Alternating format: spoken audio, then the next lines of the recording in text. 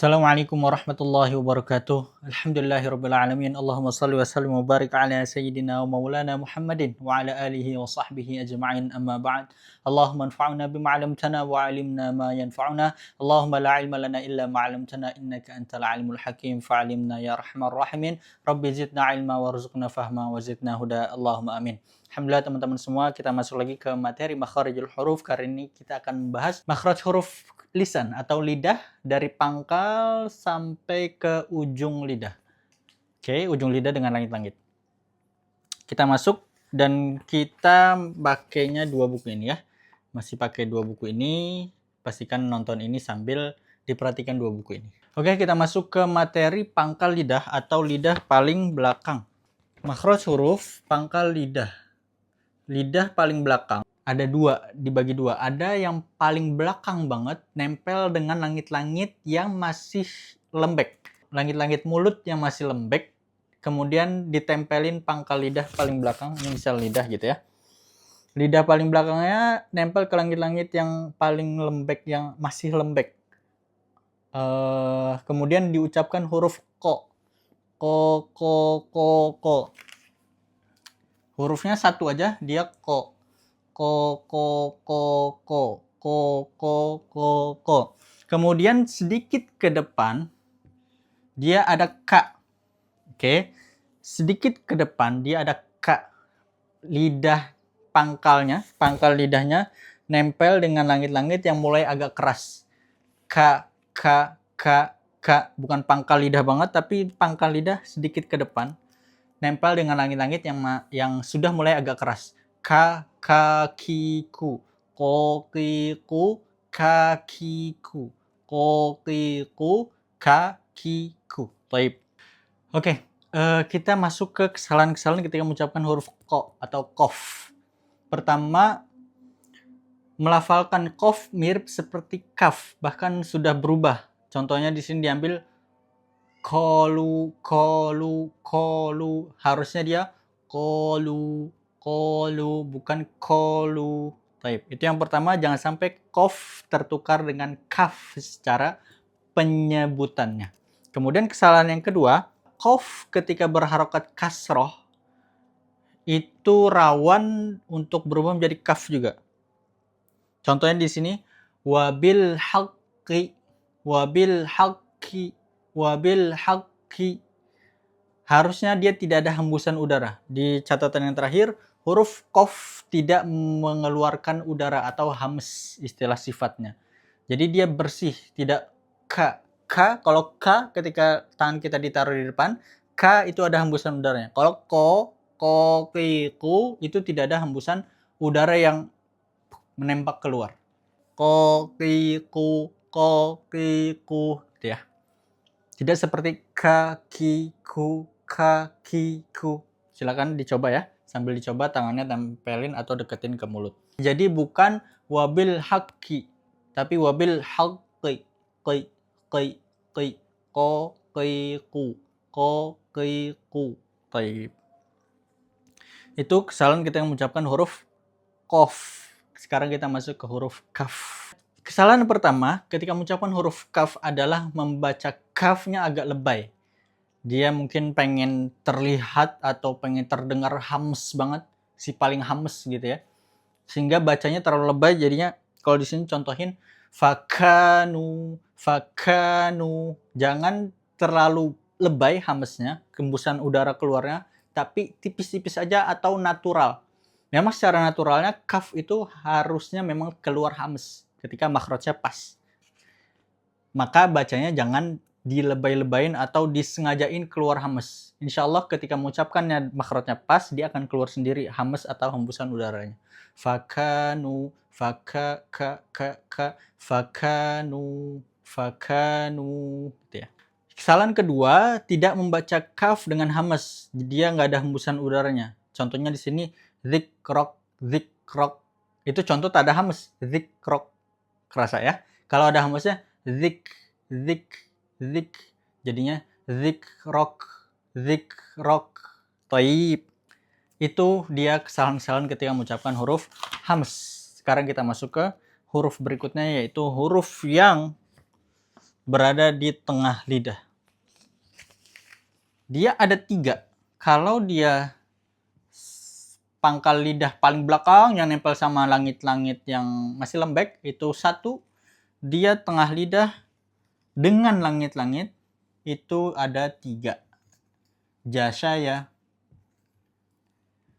Kalau saya senangnya nyebutnya jasa ya, jasa ya, jasa ya.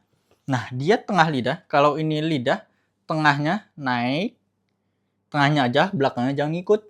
Depannya juga nggak ngikut. Dia belakangnya naik, kemudian nempel dengan langit-langit di tengah juga. Langit-langit bagian tengah. Oke, sini terlihat ya gambarnya. Yang ini. Oke, dia ada 3 juga. Makhraj jim, makhraj apa ini? Makhraj shin, makhraj ya. Jadi ja, sya, ya itu pengucapan tengah lidah dengan langit-langit.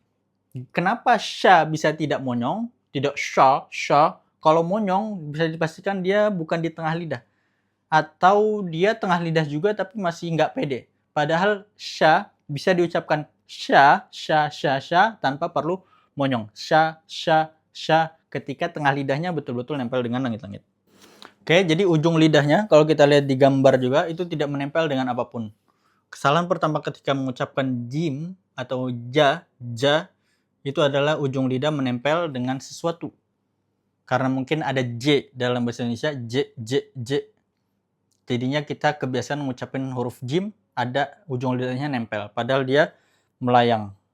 Ya, ujung lidahnya tidak menempel, silahkan dilihat gambar makhraj jim. Kemudian yang kedua, jim itu tidak keluar hamas. Walaupun di sini nanti setelah kami teliti lagi ternyata ada beberapa masyaikh atau pakar tajwid yang tetap ada hamsnya. Ja, jiju. Beliau pakar sehingga kita tidak bisa mengatakan beliau salah karena beliau adalah rujukan tentang makharijul huruf dan sifat Al-Qur'an, rujukannya beliau. Gitu. Tapi secara default atau secara teori, jim ini tidak ada hamesnya, tidak ada hembusan udaranya. Jadi ja, ji, ju, ja, ji, ju gitu ya. Tidak ja, ji, ju. Secara teori. Itu dia tentang makhraj jim. Ini harus latihan. Ujung lidahnya jangan sampai menempel dengan apapun. Kemudian kesalahan-kesalahan ketika mengucapkan huruf shin atau sya. Ini mengucapkan huruf shin seperti sa. Minas syaiton. Harusnya minas. Ketika na udah esh itu tengah lidahnya udah nempel dengan langit-langit itu. Esh itu udah nempel dengan langit-langit. Minas syaiton gitu ya. Jadi jangan sampai sya, si, shu keliru dengan sa, si, su atau mirip. Kemudian yang kedua menebalkan shin ketika berdekatan dengan huruf-huruf yang tebal. Ada kalau di sini contohnya shalpopo. Jadi sya-nya usahakan tetap tipis, tetap terbuka mulutnya. Ketika po baru agak tebal. Shalpopo bukan shalpopo. Itu kalau sho itu udah tebal duluan sya-nya. Itu makhraj shin. Jangan dibaca tebal ketika berdekatan dengan huruf tebal dan jangan menyerupai sin. Kemudian kita pindah ke ya. Apa kesalahan-kesalahan di sini ya? Nah, di sini ada 1. Ya, kesalahan huruf ya terlalu menekan. Sebenarnya ada teorinya bahwa kita diminta untuk menekan huruf ya serta wa ketika bertasydid. Namanya an-nabr. Nabr, tapi ketika terlalu ditekan sehingga dia berhenti, kayak ada jeda. Harusnya kan iyyaka.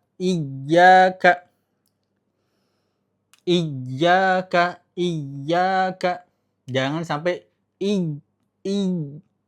gitu.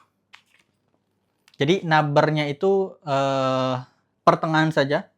Jangan terlalu disulit-sulitkan sehingga ditekan banget, jangan juga terlalu dimudah-mudahkan sehingga tidak terasa. Iyyaka. Harusnya iyyaka na'budu, iyyaka na'budu wa iyyaka nasta'in. Atau di sini ada contohnya ai. Nah, kalau ini harusnya mengalir aja, mengayun. Ainama, ainama, bukan ai, jangan dikasih number sedikit pun. Ainama. Nah, ini mengalir saja. Ainama, ainama, seperti pakai y ya. Jangan ditekan. Baik. Oke teman-teman semua, kita lanjut lagi. Kita sekarang masuk ke huruf do. Do itu dia harus diperhatikan benar-benar, karena ini salah satu materi huruf yang paling kompleks. Materi makharijul huruf yang paling kompleks. Dulu saya sempat belajar di An-Nu'aimi namanya. Kita satu semester bersama Syekh dari Mesir membahas tentang tajwid. Kemudian membahas semua makhraj huruf, makharijul huruf semua dibahas kecuali satu huruf. Do. Ketika di akhir semester 6 bulan atau 4 bulanan lebih, kita bertanya kepada syekhnya, Syekh kenapa huruf do tidak dibahas atau diajarkan kepada kami? Kemudian jawaban syekhnya, kalau kita mau membahas huruf do, maka satu semester ini isinya adalah huruf do saja. Jadi huruf do memang huruf yang kompleks dan agak tricky untuk mengucapkannya. Secara teori, huruf do itu adalah sisi lidah bertemu dengan geraham atas. Sisi lidah boleh kanan kiri, ini lidah ya. Lidah kan ada sisinya nih. Ini ujung lidah, ini belakang yang sudah kita bahas pangkal lidah, ini sisi nih. Ini sisi gitu ya. Sisi lidah boleh kanan kiri dua-duanya, boleh salah satu kiri saja atau kanan saja. Oke, sisi lidah bertemu dengan geraham atas. Geraham. Kemudian ujung lidahnya menempel dengan langit-langit. Agak maju sedikit dari tengah langit-langit. Ini tengah langit-langit ya. Yang jasyaya.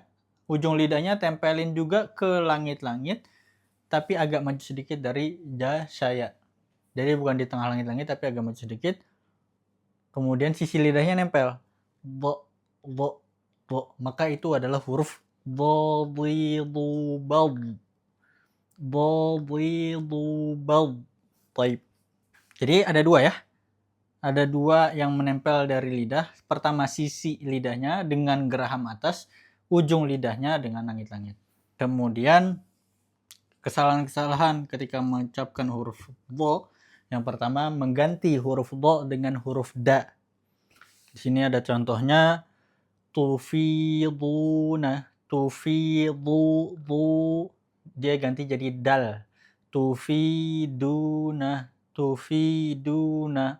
Mungkin ini agak banyak di kalangan Indonesia karena huruf do tidak ada dalam alfabet kita. Jadi harus latihan huruf do-nya jangan sampai mirip dengan dal. Kemudian yang kedua, kesalahannya adalah mengucapkan do dengan memantul ketika sukun. Di sini contohnya waqabba.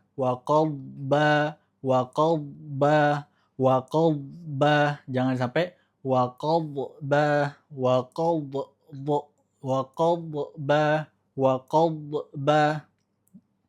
Jadi jangan sampai mantul, dia mengalir sedikit. Waqabba Taib. Itu namanya istitalah, nanti dibahas di sifat huruf insyaallah. Oke, selesai huruf do, nanti latihan praktek dengan gurunya ya. Sekarang kita masuk ke ujung lidah. Aku nulisnya langsung ada 3 huruf. Oke, dia beda semua makhrajnya, tapi dia agak nyambung. Jadi cara bacanya adalah ujung lidah saja setelah do.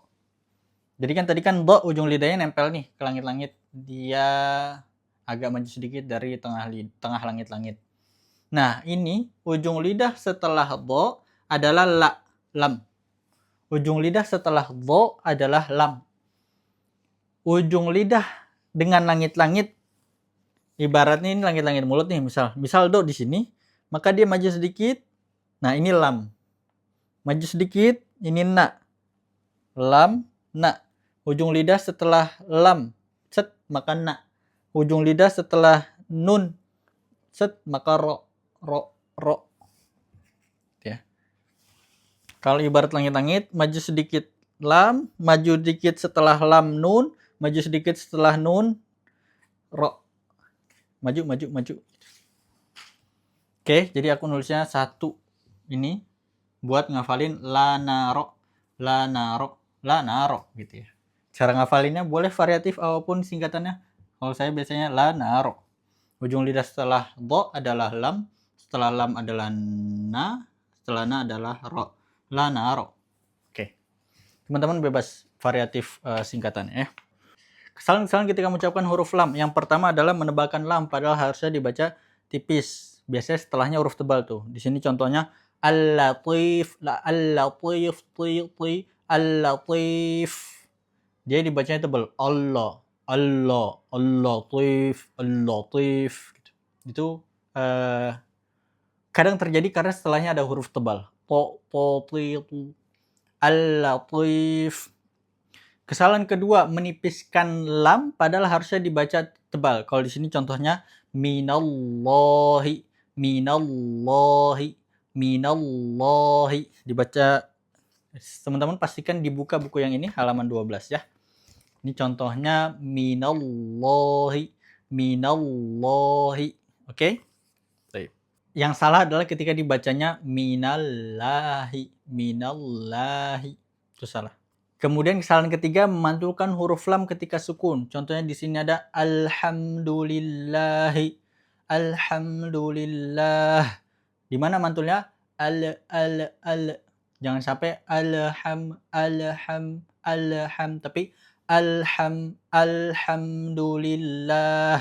Kemudian yang keempat, mencampur lam dengan gunnah. Gunnah itu apa? Itu ada di makhraj terakhir, dia rongga hidung. Rongga hidung, deh gundah deh. Gunnah itu cuma 2, ada nun, ada mim. Selain itu tidak ada gunnah. Kalau huruf ya.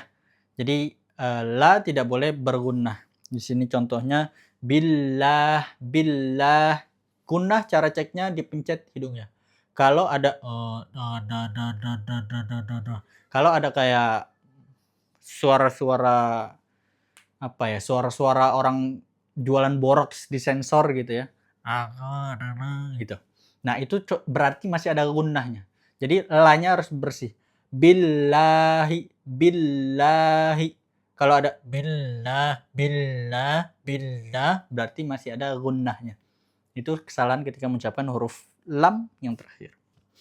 Kemudian di halaman berikutnya, makhraj nun, dia justru harus ada gunnah. Kalau tidak ada gunnahnya, salah. Kalau susah sih ngucapin huruf nun tak ada gunanya. Jadi insya Allah secara natural dia sudah ada gunanya. Na gitu ya. Ketika dipencet suaranya berubah. Berarti ada udara yang keluar mengalir lewat hidung. Itu disebut gunnah. Kesalahan yang pertama, membaca nun sukun dengan qalqalah. Contohnya di sini an'amta. Jangan sampai dibaca an'amta, an'amta. An'amta, harus dia jangan sampai memantul. An'amta, kemudian terlalu menebalkannya. An-nur, nur, dibacanya tebel. Harusnya dia tipis. An-nar. Nah, itulah kenapa ismamul harokat atau kesempurnaan harokat penting. Karena A ketika tidak dibuka dengan tepat mulutnya, suara huruf yang harusnya tipis, dia jadi tebal. An-nar. Jangan sampai an-nur. Kemudian kesalahan ketika mengucapkan huruf ro. Yang pertama, menipiskan ketika harusnya tebal atau menebalkan ketika harusnya tipis. Contoh menebalkan yang harusnya tipis. Ya, harusnya tipis. Mudzakir, kir. Ini jangan sampai bacanya mudzakir, kir. Dia harusnya dibaca tipis. Mudzakir. Ketika ro mati sebelumnya kasroh, maka dia dibaca tipis. Mudzakir, kir. Atau menipiskan ro padahal harusnya tebal. Contohnya di sini Maryam, harusnya dia tebal. Maryam, Maryam. Kesalahan kedua, getarannya berlebihan ketika mengucapkan ro bertasydid. Ar-Rahmanir-Rahim, itu lebay, getarannya terlalu banyak. Justru getarannya harus dijaga cukup seret gitu. Ar-Rahmanir-Rahim. Ar-Rahmanir-Rahim. Jadi ketika ro bertasydid justru getarannya harus ditahan, agak ditahan, jangan sampai terlalu banyak bergetar. Ar-Rahmanir-Rahim. Kesalahan ketiga adalah tidak melafalkan, mengucapkan ro dengan jelas ketika sukun dan sebelumnya ada sukun juga. Jadi dia ro-nya setelah sukun karena wakof. Contohnya di sini as-sihr, sihr, as-sihr. Kadang ada yang baca as-sihr, ro-nya hampir hilang atau bahkan hilang. Yang kedua khusr, khusr, harus dibaca tetap khusr, jangan sampai khusr, ya, ro-nya terlalu tipis sampai hilang. Oke, itu dia kesalahan-kesalahan ketika mengucapkan huruf ro. Di sini ada perbedaan antara ro tipis dan ro tebal. Ro tipis, lihat belakang lidahnya, bedanya di belakang lidah ya. Kalau ro tipis, dia belakang lidahnya flat, datar. Kalau ro tebal, belakang lidahnya naik. Begitupun ketika mengucapkan semua huruf yang tebal ataupun tipis. Kalau tipis, dia belakang lidahnya flat. Kalau tebal, belakang lidahnya naik. Alhamdulillah, semoga ada manfaat yang bisa diambil. Mohon maaf bila ada kata-kata yang salah atau kurang berkenan. Allahumma arhamna bil Qur'an. Wassalamualaikum warahmatullahi wabarakatuh.